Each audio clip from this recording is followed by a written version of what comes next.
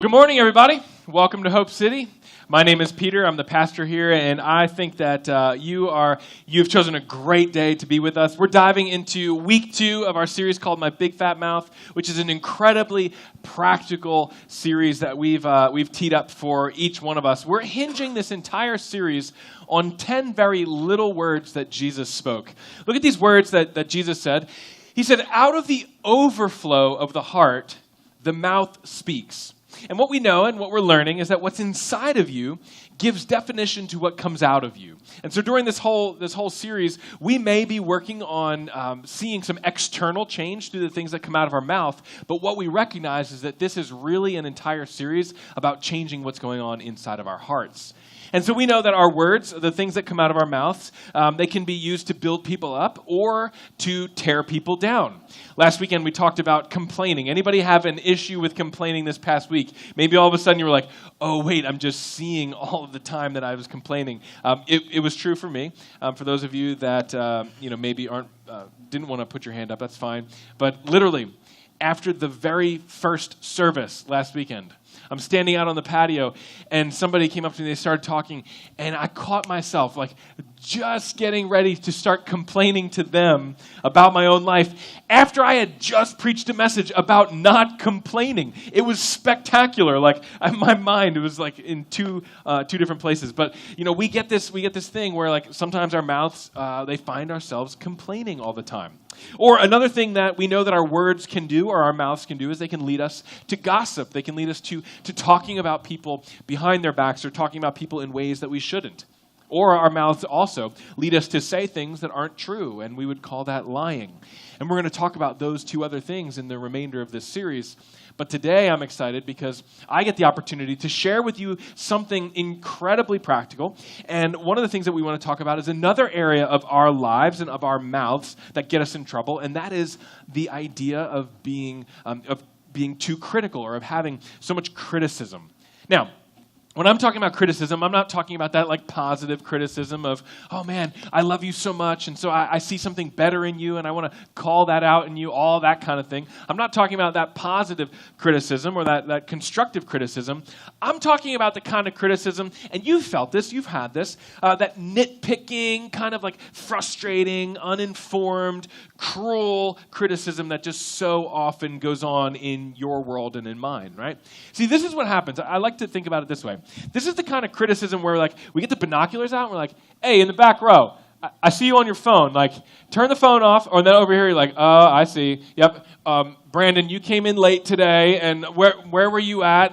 And the criticism where you're like, I put a microscope on your life because I can't wait to share with you all of the horrible things about your world, right? And some of you are like, oh, dear God, thank you. I can't wait for my wife to hear this message. Or I can't wait to forward this message on to my boss, right? Listen, we titled this, My Big Fat Mouth, not your big fat mouth or my boss's big fat mouth, all right? This is my big fat mouth. So we need to kind of turn our perspective in on ourselves before we start gearing up for everybody else to get their mouths in order. The other day, Tiffany and I, we were out clothes shopping. And I'm telling you, if I'm being real with you, just totally honest, there is nothing that I hate more than clothes shopping. Nothing in this world that I hate more than this. And so, women, I understand clothes shopping is an experience for you. It's fun and all this kind of stuff. And it generally looks like this. This is the quintessential picture of clothes shopping for you. You touch everything.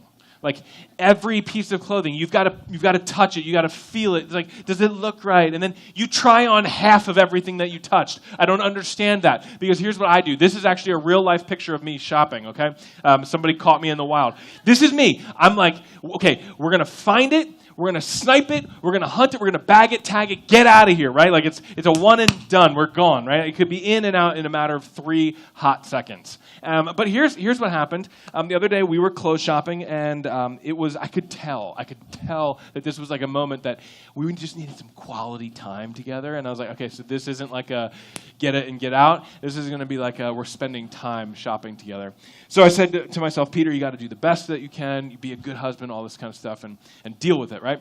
So we get to Dillard's, and we're like shopping the sale rack in Dillard's, and she's like, oh, try this on, and this on. First off, can we talk about those awkward changing rooms? Like, nobody wants to do that, because you walk in and you're like, first off, did it lock? Like, I'm not really sure if this door is locked, because I can always open it, but can you open it? And then you're always like, if I get undressed, if I get changed in here, is there a camera up in here? Because how could I not steal the entire store? Like, this is what's going on in my mind every single time, right? And so I'm in there uncomfortable as all get out. And then what happens is you leave the dressing room and be like, trying to show whatever it is that you were supposed to try on to the person that you're supposed to try it on for, and you can't find them. Like, they're gone. Like, and so you just walk back in the thing and like feeling defeated. So anyway, we were working with this fantastic woman, and we picked out this shirt right here. So obviously it ends up being good. But I go in and I try it on, and I'm like, trying to make the best of this night, trying to have a lot of fun. And I walk out, and fortunately, the woman and my wife were right there, and I go, and then in just being me, I said, I don't know if you guys can see me. I'm right here, because it's a camouflage shirt, right? And without skipping a beat, without even like hesitating, the woman looks at me and she's like, we can see you. And I was like, noted. All right. So I kind of just slowly was like, all right. And Tiffany's like, don't pay any attention to him. He's a moron. Like, leave him alone, whatever. And we did this whole thing. But we actually kind of developed like a little bit of, not a friendship, but like we were starting to kind of break down that wall. And so this woman who was helping us, check out and all this stuff, all of a sudden she starts like opening up, and she's like, yeah, I don't really understand that over there, and I don't understand this style over here, and I don't know why they make those t-shirts so long anymore. And I was like, I guess I'm not buying this one, and like hung it up over here. And it was this moment of like, where very quickly we moved to being so critical of one another and of certain things. And this is what you and I do. We do this all the time, right? Like, we criticize the way that people raise their kids. We're like, oh man, I see what's going on over there. Like, we criticize that stuff. We criticize what you post on Instagram. We criticize the way that people drive. We criticize all kinds of things. We'll say stuff like, well, if they just weren't so weird or so stupid, or if they spent their money in a way that was smarter, then we wouldn't criticize them, right? I remember this, though, that God has a wonderful plan for your life, and so do I. Like, this is the way that we approach one another. We're like, I have a plan. I know the way that you should be living your life, too. Okay? Like, if you're not living the way that I think you should be living, I now have the right to get up in your business and criticize whatever it is that I see. The Apostle Paul, though, gives us an incredible warning in Galatians chapter 5. He's writing a group of people just like us, and he says, for the entire law is fulfilled in keeping this one command: love your neighbor as yourself. And everybody in the room was like, yeah, we should do that. That's a good idea. But Paul doesn't stop here. He keeps going, and he says, okay, try this on for size. If you bite and devour each other, watch out, or you will be destroyed by each other. Paul is like, listen, love one another, that's good. But if you're constantly critical, if you're constantly cutting people, if your words are harsh and you're destroying one another, and in destroying one another, you're destroying yourself.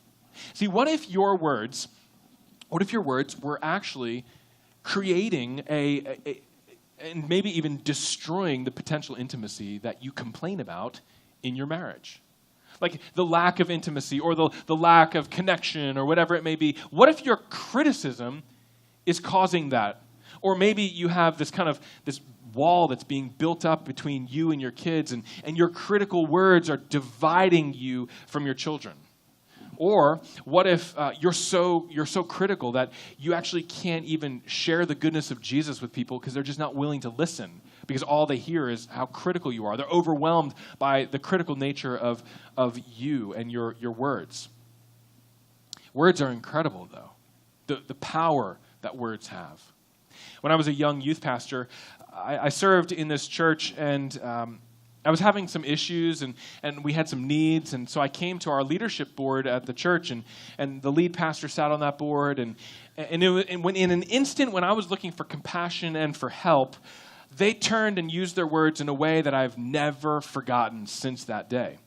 They looked at me, and with their mouths, they said this: well, where are you ever going to go? Who else would hire you? You're unhireable. No one would want you. And 17 years later, from time to time, I think about those words. And those words have stuck with me. Because our words have the power to build people up or tear them down. They have the power to bring life or to take life. And the question that we need to wrestle with today is, what do you want your words to be used for? Like, what do you want your words to be known for? And this morning, I want to direct our attention to an interaction between three groups of people. And it's an incredible interaction.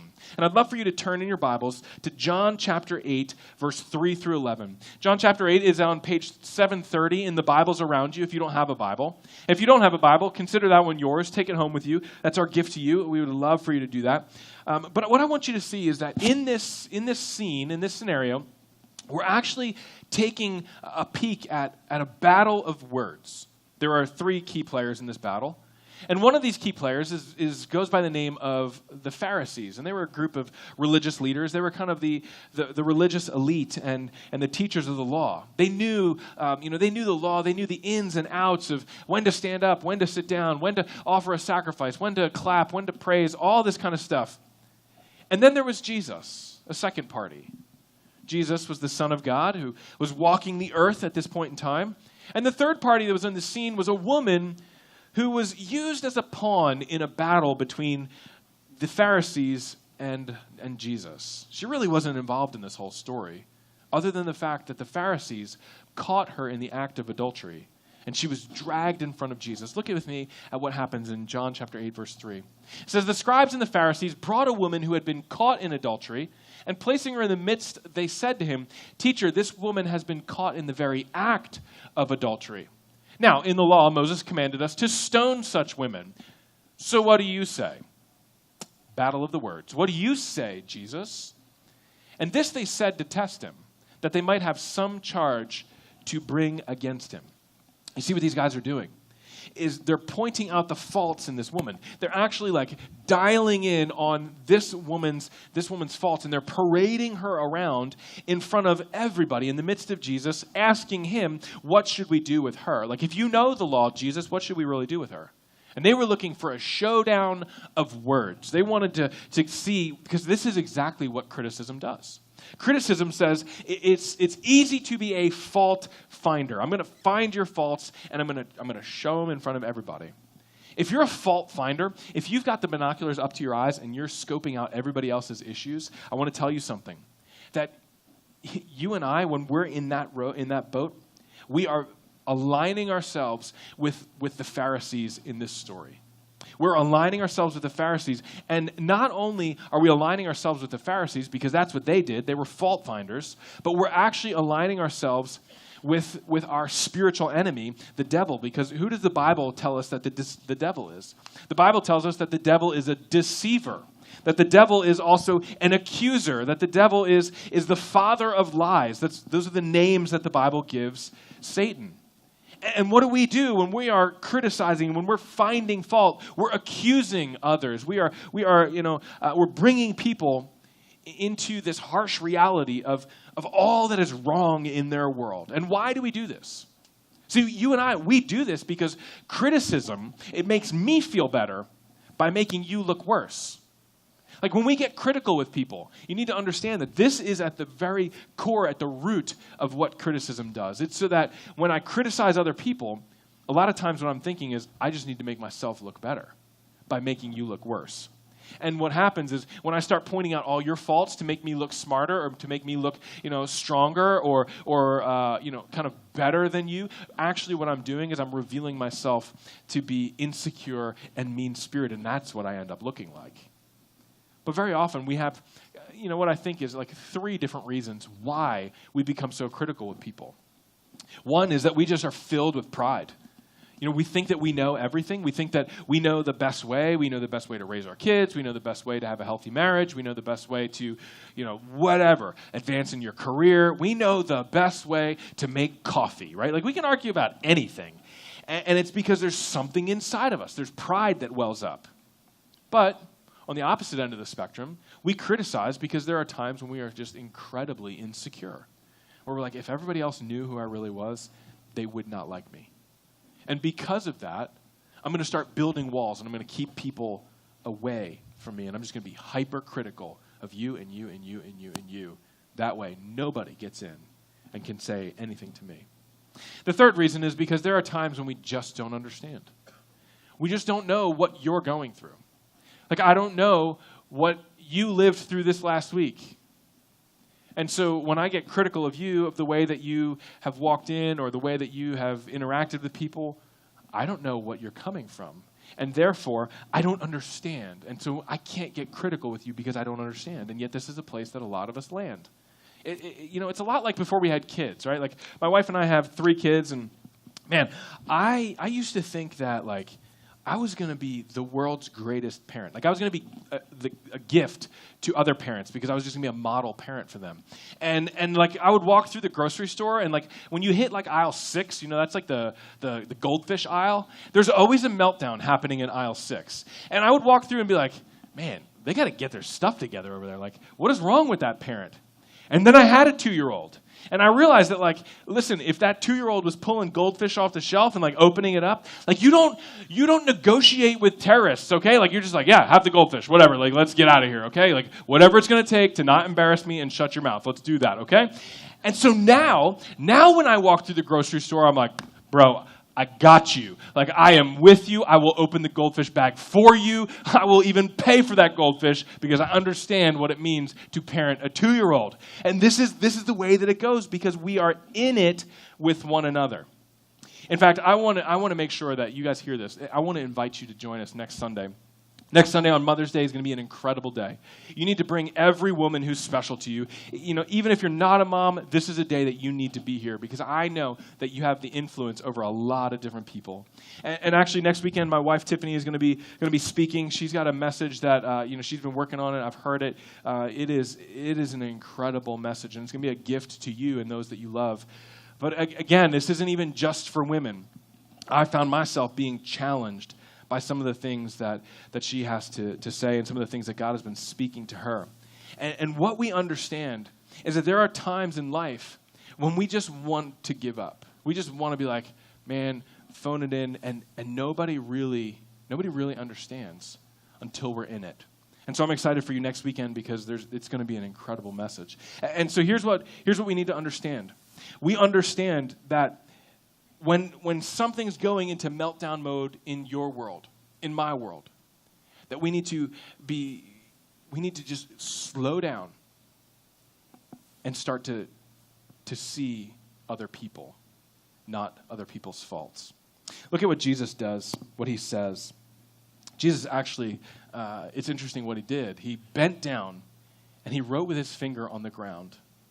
This is the Pharisees just came to him and they're like, Jesus, what do you say? What should you do?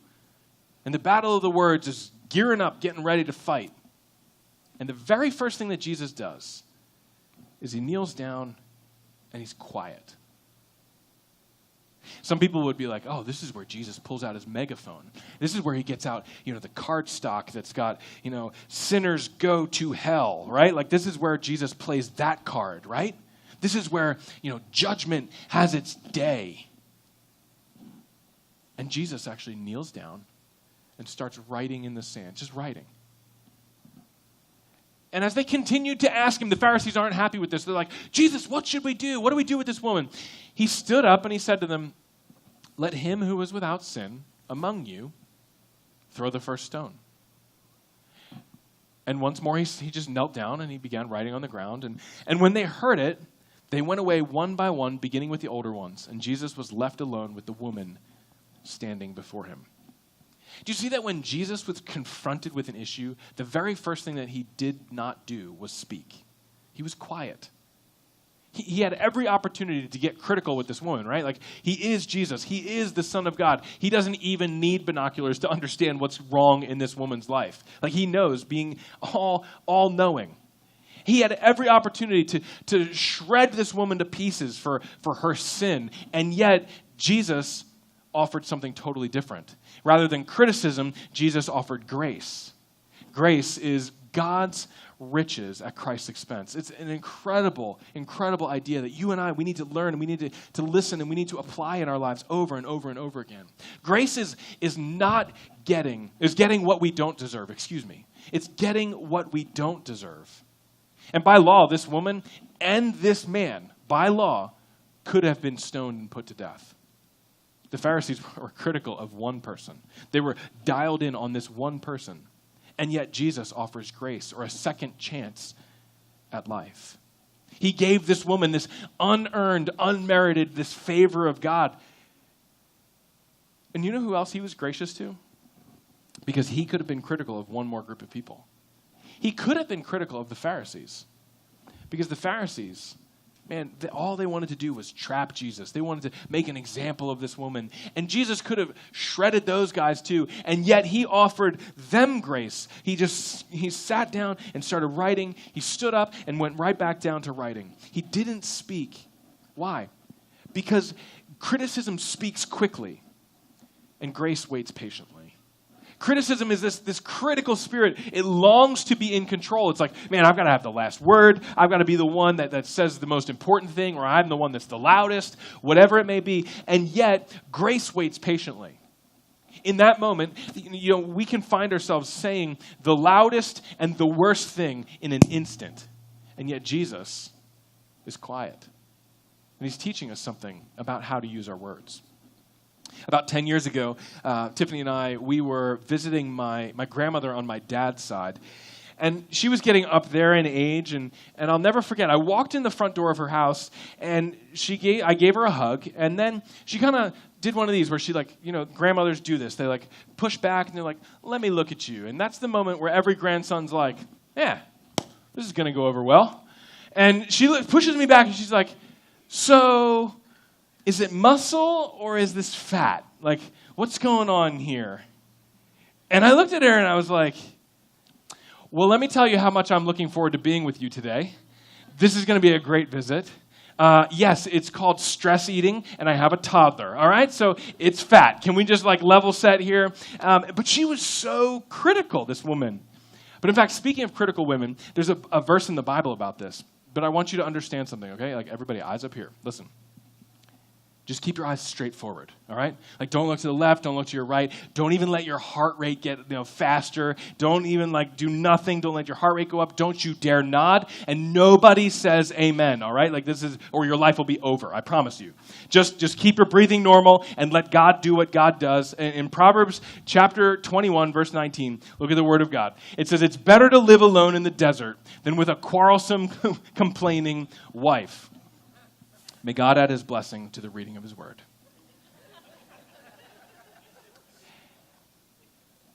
See, the thing is this, though, yes, there's this verse about, a quarrelsome, complaining wife.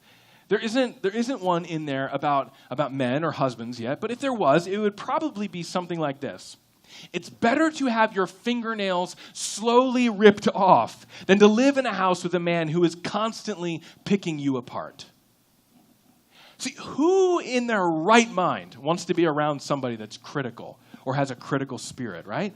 This applies to both men and women. I've never met anybody that I'm like, man, they're really critical. I want to be just like that. They're really critical. Can we hang out? Can you criticize me, right? No. Those of us that battle with a critical spirit, we need to be careful because criticism speaks very quickly and grace waits patiently. We could do ourselves a favor by slowing down and speaking a little bit less. Proverbs backs this up by saying this in Proverbs 18, verse 2. He says, a fool takes no pleasure in understanding, but only in expressing his opinion. Guilty. Or there's this, Proverbs 29:20. Do you see a man who is hasty in his words? There's more hope for a fool than for him. Man, there's more hope for a fool than a person that speaks quickly. See, one way to battle a critical spirit or that criticism in your life is to actually just slow down your speaking. Criticism, it wants to get involved in pointing out the failures in order to reveal your own accomplishments. But Jesus, he did something totally different. And he also, even though he was different, he did still speak to this woman. Jesus did still, address the issue at hand. He did what the Pharisees wanted, just not in the way that they wanted it. Look what Jesus said to this woman.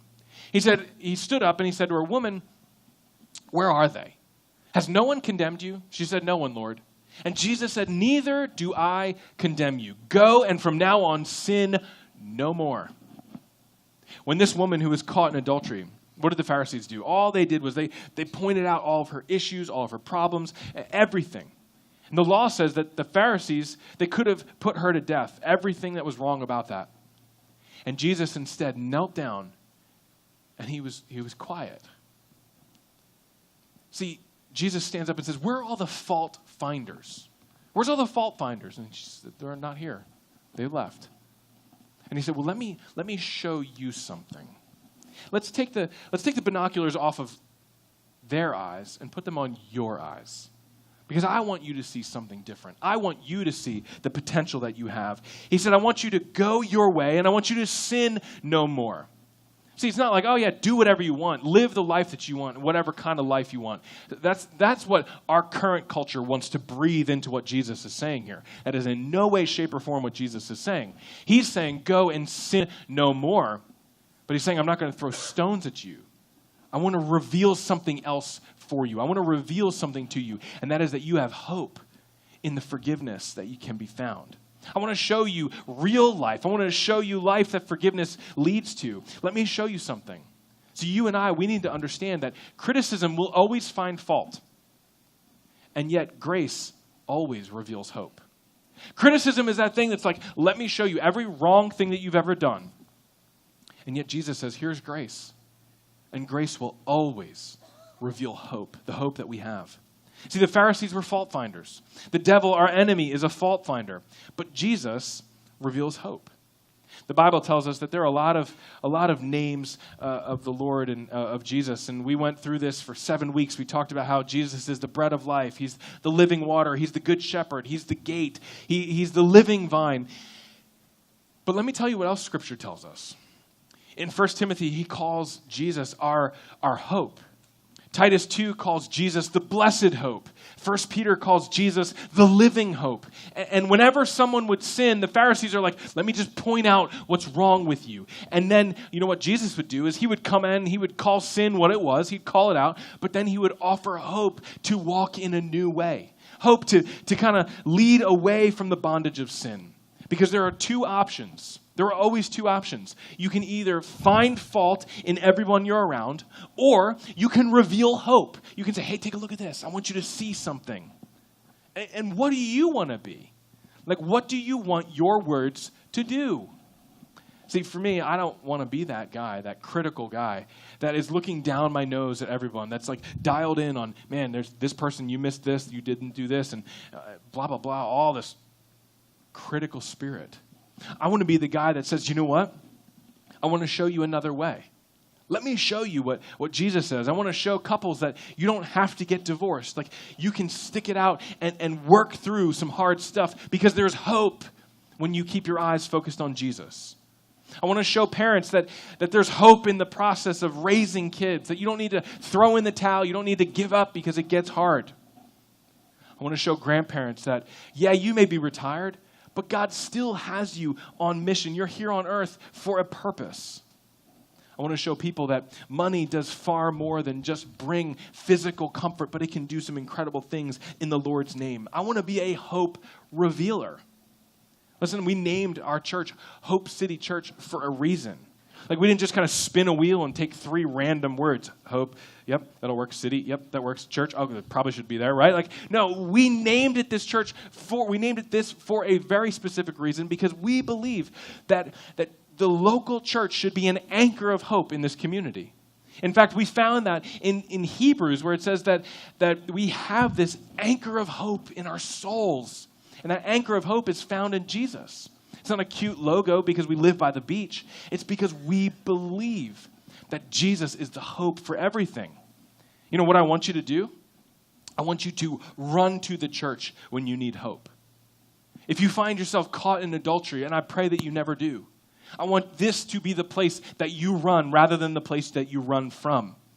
When you're stuck in an addiction and you can't kind of figure your way out and you're like, I need help, I need hope, I need healing, let this be the place that you lean into because there's people here that would love you and want to encourage you. Or when your marriage is falling apart and it's like so much easier to just throw in the towel and back away slowly. Lean in when all you want to do is push away. I'm passionate about this. I know, I get it. But that's because I see more in people. And shouldn't we? Like, this is what Jesus did. Jesus was constantly looking at people and being like, I see something better in you than that. I see something that could be healed in you. There's something that's broken in you. And yet, God's going to do some incredible things through you. Do you know that when Jesus looked at this woman, he did not look at her and say, I see an adulterous woman. No, he looked at her and he said, I see a woman who's made a mistake, but who could have an incredible future. Jesus does not see you as your last mistake. There isn't some label that goes on your forehead that says what you did last night or what you did this weekend or what you did in your work last week. Jesus says, no, I see you for who you are as a child of God. Jesus isn't saying like, hey, listen, I want you to go and get your life together, figure yourself out, and then come back. No, he's saying, I want you to run to me for hope and for healing because why? There's grace here to receive you. We put labels on people. We find faults and put it on their forehead. Anybody can be a fault finder. The devil's a fault finder. But we're followers of Christ.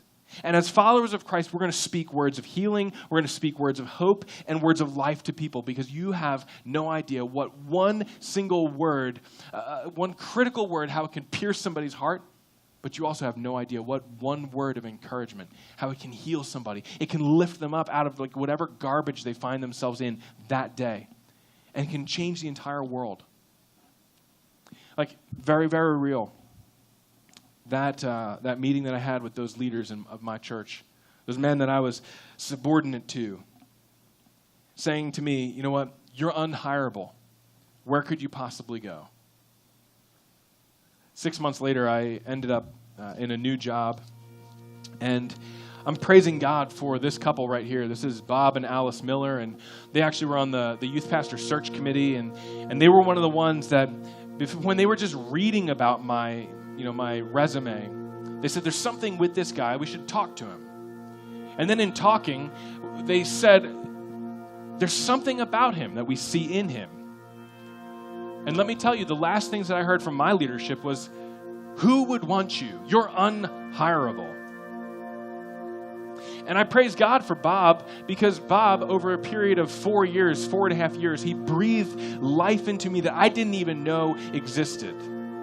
Over pancakes every month, we would grab breakfast, and when I was being a jerk of a husband, Bob wouldn't be like, let me show you how you're being a jerk, where you're letting your wife down. He would say, I see something even better in you. Man, I think you're a better husband than you even are right now. I think there could be something in you that is incredible.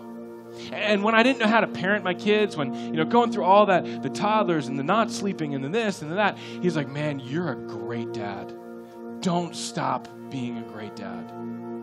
They've invested in my family. When I was in seminary, I was ready to quit 3/4 of the way through my seminary degree. And they came over late one night, and I walked into this intervention with them and my wife, and they leaned in. They're like, you're not quitting. God is doing something in you. He's got his hand on you. And I wanted to say, yeah, but remember, I'm not hireable. Nobody would want me. And they go, no way. They put food on our table through the remainder of our time of being in school and stocked our fridge. They love our kids. Bob and Alice Miller breathed life into me when I didn't know that life existed. Every single one of us have an opportunity to either be a fault finder or a hope revealer. We have an opportunity to step into the shoes of people like Bob, like Alice, and to speak life into people's worlds. And this morning, some of you showed up today and you're like, I didn't even know what was on my eyes. Like, you didn't even recognize that you've just got binoculars hanging off your neck. Everywhere you go, you're just like, yep, there it is. Fault. I see it, And we need to be careful with that. We need to be able to put down the critical attitude and the critical spirit and allow ourselves to see people the way that God does and give grace generously to others. Because it's something that goes on in our heart. Jesus says, from the overflow of your heart, the mouth speaks. And so I wonder today if maybe you need to get your heart right with God. You just need a moment where you're like, I need to realign. I just need to reset, refocus. And today may be that time. Like in the next few seconds, you might just want to pray something simple, something similar to Father, I ask that you would just reveal the critical spirit in my life. Point it out. And God, clean it out. Maybe that's something that you want to pray for yourself. While still others of you in this room, I would suspect that there are some of you in this room that you have been listening to the fault finder. You've been listening to our enemy, our spiritual enemy, the devil. And he's been saying to you, he's been whispering all along like this. Up front, he says, you can do whatever you want. You can live your life the way that you want. Nobody cares. And then the instant that you live your life the way that you want, and you do the things that you want, he flips it on you and he says, see, God could never love you because you did this, this, and this. This morning, I want to remind you that Jesus said, listen, all of that stuff has been forgiven. In fact, this morning, I want to do exactly what Bob did in my life. He didn't say, oh, Peter, you just need to be a better person. He said, no, Peter, keep your eyes on the foot of the cross. Keep your eyes. He just readjusted the binoculars. He said, Peter, look to the cross. And so when I look through the binoculars, I'm not looking at my faults. I'm actually seeing Jesus who paid for my faults. And so if your enemy, the accuser, is saying to you, oh man, you're a terrible dad, you're a horrible husband, you're a horrible spouse, a horrible wife, I want you to keep your eyes focused on the cross. Because at the cross, we're not trying to become a better person. At the cross, we become a new person. And God says, I'm going to do a work through you. And so this morning, I want to encourage you that if you're tired of it, if you're worn out of life, and you feel like you can't do it, to come to the cross and just be like, Jesus, I need your grace. I need your love. I need your acceptance. And this morning for you, I would encourage you to pray something very similar to this. God, I need your forgiveness. God, I need you to make me new. As I trust Jesus, God, would you help me walk in faith? And if that's you this morning and you want to place your faith in Jesus Christ, I can think of no better thing to do with your life than to trust Jesus.